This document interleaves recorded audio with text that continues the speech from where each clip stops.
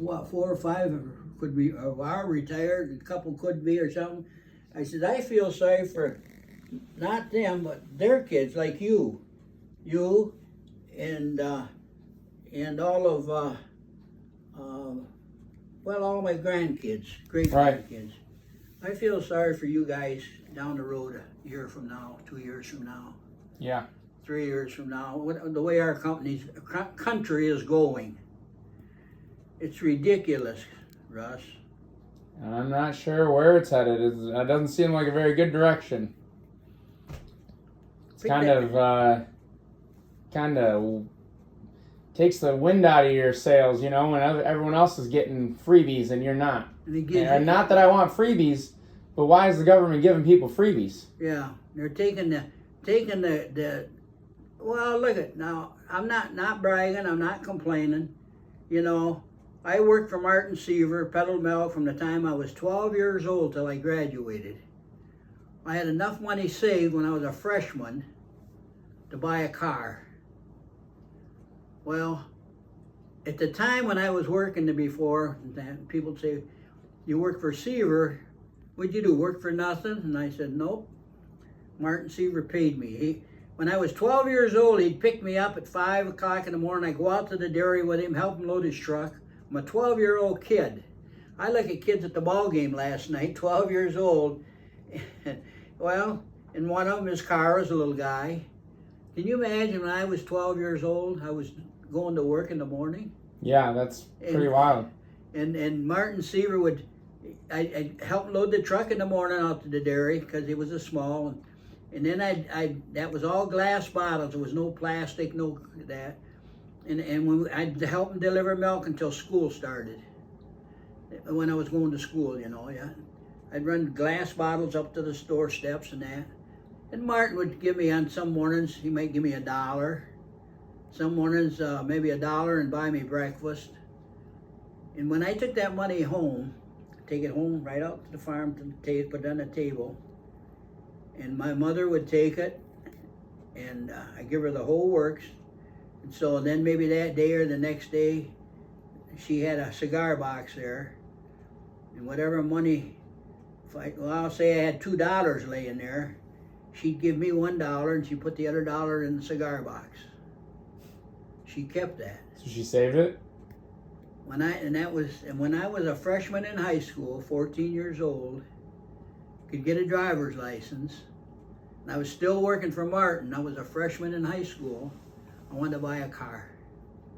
My mother says, oh no, that money stays there. I said, well, I got money. Because she let me keep half of it, and she took half. And I can't remember now, but I didn't have enough to pay for that car. But that's another story, we won't get into that. But it was a Model A, and a mechanic owned it. He worked over the Ford garage, and he rebuilt that whole Model A. Well, when I was 14, I used to take a truck into there, to the Ford garage, get an oil change for Martin and stuff. I could drive it, wasn't supposed to because I was supposed to have a chauffeur license, but I didn't. And so anyway, that guy there, Clarence Lawrence, he says, Jim, see that car out there in the back, in the corner? I'm rebuilding that.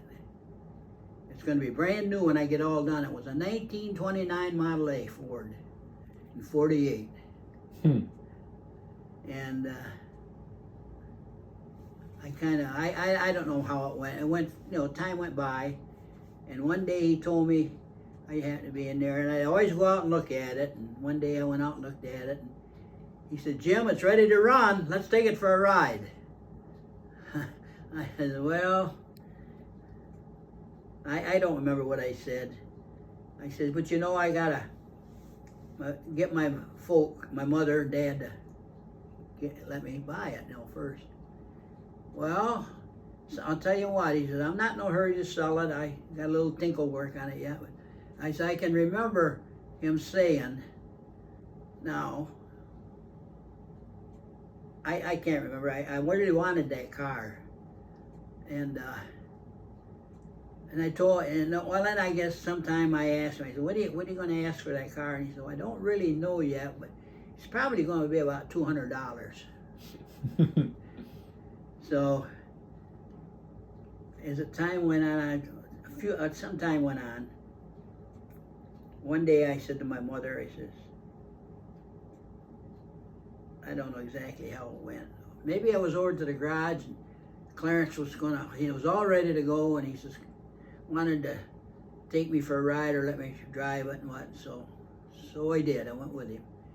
And you know, I drove that car. At that time, we lived in town, right down there, not too far from the church. And I drove it in the yard, and my mother and dad were both home. And so I went in and got them, and they came out and looked at it. And I told my mother. Of course, I think my mother did. I know my dad knew Clarence Lawrenson, the guy that had the car. And so they looked at it. And geez, my dad says, I heard him say, what time is that? 2 o'clock? Yeah. What time you gotta be there? 3? Soon, yeah. Anyway, as the conversation went, that's a long time ago. I can always remember my mother saying to me, she says, Jim, we gotta talk about this some more. And Clarence was standing right there, and I can't remember what went on, and so I went with him. I had to take him back over to Ford Garage, and he says, I can always remember, he says to me, Jim, I'm going to hang on to that car for a while, for a day or a week or two or something. I can't remember. That's a long time ago. He said, you talk to your folks, and if they flat out say no, then he says, then I'm going to sell it. But I'll hang on to it for a couple of weeks or so. So do you know, when I got back home, my dad says to me, he says, Jim, if we let you buy that car, his mother, my dad, you never really knew my dad, did you? No? Anyway, my dad, super guy, Ross, I'll tell you, worked his butt off all of his life. Used to work in a foundry, had the farm out there. Used to work in the foundry to pay the bills on the farm. Really, we had milk cows and everything. Well, anyway, they had talked about it, and my dad says, well, maybe we will let you buy it. It's such a nice car. It had new tires on it, new battery and everything in it. Good paint job. It was nice. And he says, but on one condition. Mother says, you can't take it to school. You still walk to school. We lived in town at that time.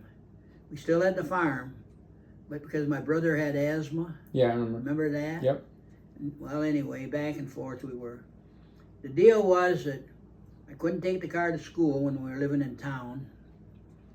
But I could drive it out to work if in the summertime or whenever, if we went out to work. If they could use it, because my dad had, I can't remember, he had a Chevy. Nice one, but not a new one. But anyway, if they could use that car when Mother worked, and if he could use it to drive to the dairy and that, because he worked at the dairy. Because she didn't have a car? We only had one car. Yeah. My folks. So that was the deal, so they let me buy it.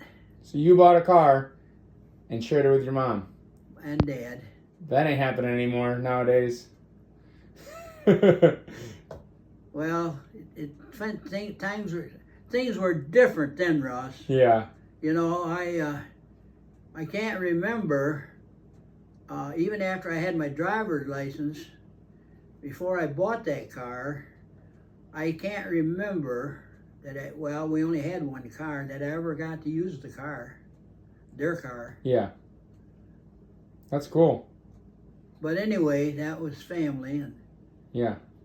But there, my mother, the other thing was,